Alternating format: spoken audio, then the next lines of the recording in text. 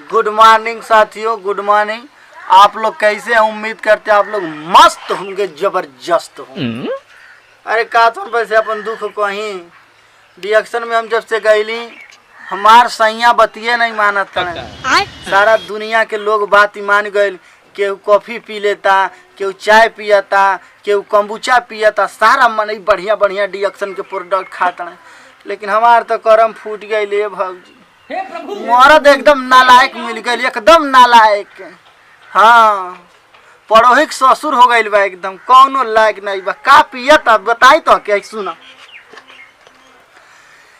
कि केहू चाय पियता, केहू कॉफी पियता हो, केहू चाय पियता है चाहवा, आ केहू कॉफी पियता। एगो मोर बाबा तार खाली दारू पियता, एगो मोर बाबा तार खाली दारू पियता हो, केहू सुखी जियता, केहू दुखी जियता। एगो मोर बाबा तार खाली दारू पियता, एगो मोर बाबा तार रोज नशा में रहता। जियरा से जर गइल बाटे, जान गई हलो।